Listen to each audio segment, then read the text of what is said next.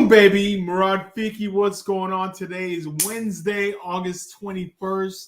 It's an incredible day in real estate, incredible day to make things happen. How are you doing today? I wanted to check in here and just give you an update. So first thing is first, the NAR lawsuit, new rule changes have gone into effect. And what does this mean? I want to clarify a few things because there's a lot of misconceptions. A big one is that buyer's agents are no longer getting paid. They're all going to be working for free. Now, I don't know what profession anyone works for free because no one can sustain their family or themselves or pay their bills if they don't get paid, right? So this is a huge misconception. Nobody's working for free. The only thing that is happening is the buyer agent commissions are no longer displayed on the MLS. Does this mean that a seller is still paying their agent commission? That's a great question. Well, that depends. It's really up to the seller what they're paying, what commissions, what concessions, what repairs. Every deal is very individualistic, meaning every deal is its own deal. So how much commissions are being paid, how much repairs are being paid, how much concessions are being offered. This is all determined on a case-by-case basis. And so any seller, myself included, if I'm selling a property, I decide what am I willing to pay, what concessions will I be willing to allow, what repairs am I willing to do. If it's a house that's in bad need of repairs, there's going to be a certain price where I'm going to do some of those repairs. Absolutely. If I want to sell it, right? So the market dictates price. This is the fact. This is basic economics 101. The market will dictate the price, and the demand for that property will dictate what repairs, concessions, commissions, and everything else is going to be paid for. So the only thing that's changing is buyer broker commissions are no longer displayed on MLS. A lot of brokerages are going to display to the buyer agents, this is what we're going to pay on this specific sale. And this is happening on the individual brokerages' websites. So the National Association of Realtors cannot dictate what brokerages, agents do on their own personal websites. And so I say that to say this. It really depends on your specific property and how motivated are you to sell it. So if we say we're not paying any other agents anything, I would venture out to say that no other agents are going to help us sell your property, right? Because if they're not getting paid, and we do have to tell them, because there's no profession in the whole United States of America where someone's going to do the work first and then we'll tell them what they're getting paid later. You know, a contractor, roofers, plumbers, electricians, pool people, they're going to come write you up a bid, right? The bid gets written up and then you approve the bid for the work. Then they do the work.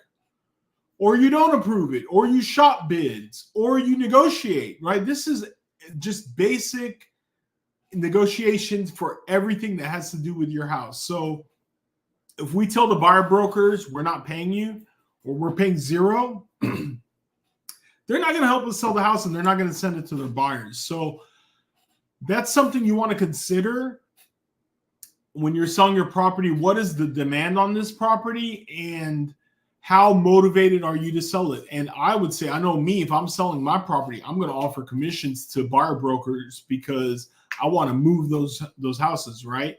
And time is money. The longer it takes us to sell, the statistics have consistently held that the longer, excuse me, the longer that property sits on the market, the lower of a price you're going to end up with. And that is just in every single sale, no matter what. Any product, anything you find online, the longer they take to sell, the less inventory that moves, they got to lower the price because the demand is not there. So demand and supply is where we have the economic equilibrium, which is where the house will sell.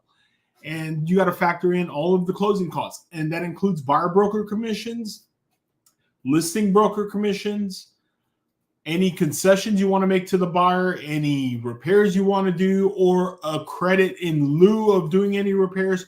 All of this has to factor in. If you have a house that's been fully renovated, it's gorgeous, beautiful, one of the best in this neighborhood, we can list it. It's probably going to sell without issue because the demand is going to be there. The demand is going to push up the price. And when there's 12 offers on a house, you, as a seller, you can be very selective and say, look, I'm not fixing anything on this house. I'm selling it as is. You're taking it as is. And if you really want the house, we're not going to fix anything.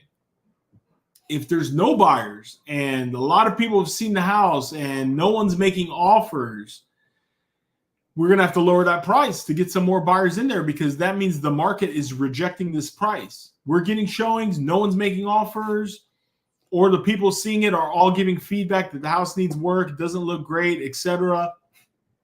And you've got to respond to the market. So that's really where it's at. You know, the rules are going on effect now. We're getting bombarded with agents asking up front, what are we paying on X listing, before they show it to their buyers, and we've got to tell them that. So that's really what's going on. That being said, let's go ahead and dive right in. And by the way, I can further debate this, answer any questions.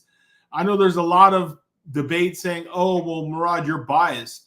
Even though I'm biased, I'm in this business. At the end of the day, my job as a listing agent is to get your property sold. And I can tell you right now, for a fact, if we offer zero seller contribution, zero commission to the buyer brokers, none of them are going to help us sell it, because people don't work for free. And there's 47,000 real estate agents in Houston, Texas. I want all of them working for me when I'm selling my property. Although many of them don't do this full time. That being said, still, I want, the 50% that are working in this business full time, and the 5% that are doing all the deals. I want them knowing, hey, I'm paying you a full broker commission. Find me a buyer at a great price, okay? So that being said, let's go ahead and dive right in.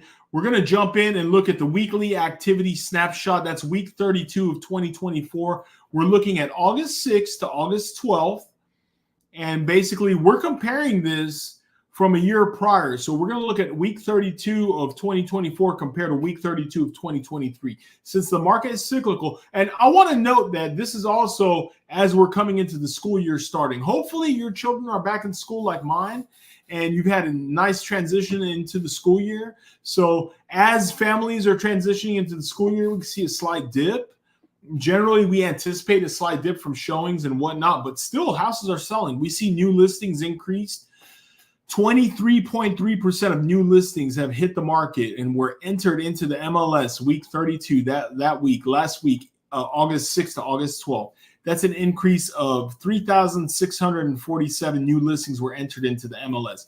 Pending listings, how many under contract? We had 2,162. I apologize. We had 2,076 compared to last year, which was 2,162. That's a 4% decline in pending listings year over year. Not bad. Little dip, but not bad. Off-market listings. How many sellers withdrew their listings off the market year over year? A 25.9% increase from 2023.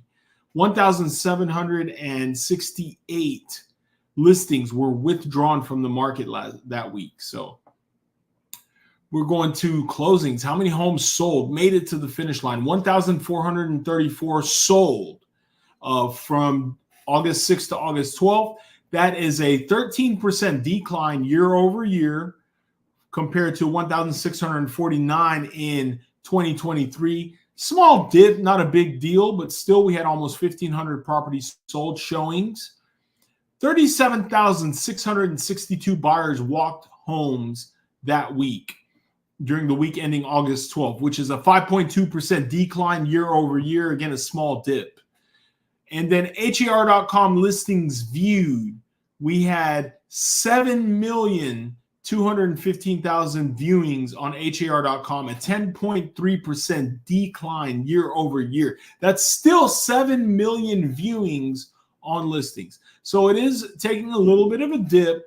We can see that there were 7,812 open houses. Again, 7,812 open houses year over year. And that's during that specific week. So that looks pretty good. But before I let you go, I want to also look at the rental data, the Houston rental data for July. Wrong screen. Let me bring that up for you. And that way we can just see how our rentals doing. So generally, as a rule of thumb, there's an inverse relationship from sales and rentals. If sales take a dip, we can see rentals increase. And so we'll look at the entire month of July. And you can see the headline, Houston rental market remains resilient through Hurricane Beryl in July. So year over year, we compare July 2024 to July 2023, we saw a 0.3% increase in lease listings. That's pretty flat if you ask me. The average lease price was increased by 2.6% year over year. New listings, about 5.1% increase in listing inventory for lease. This is lease listings, single family rentals. The average days on market for the entire greater Houston metropolitan area went up by about 3 days to about 31 days on market for listings that leased.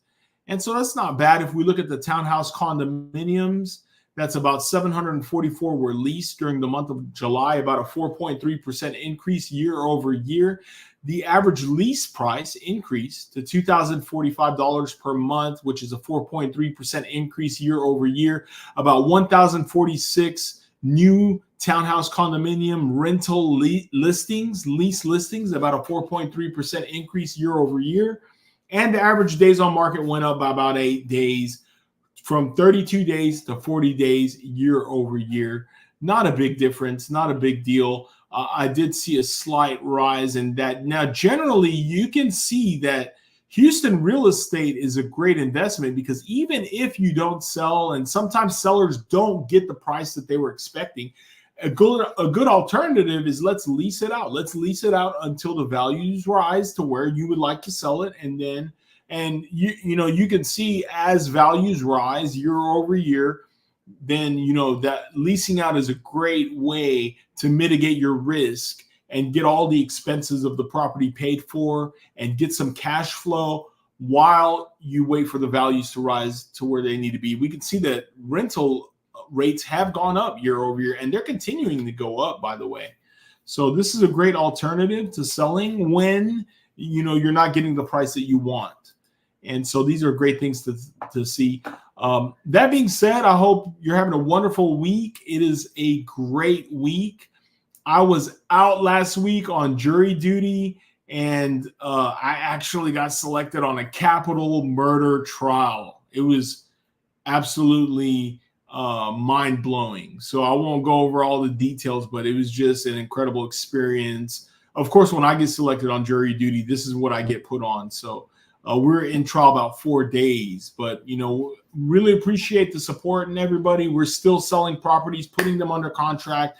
If there's anything you want to see, we just listed a 25-unit portfolio. We are partitioning it. So we have investors who are buying 2 units, 3 units, 6 units, 1 unit. So, if it's, and these homes range from 100,000 to the highest we have, I think, is about 175,000. So it's the lower end of the market, great rental portfolio, great fix and flip opportunities. Let us know. We can send you the list. We're going to be putting some of those under contract today. And that being said, I hope you have a wonderful week. Thanks for tuning in. And I'll be following back up right here with the latest data from the Houston real estate market. Have a wonderful end of the week. I'm going to see you soon.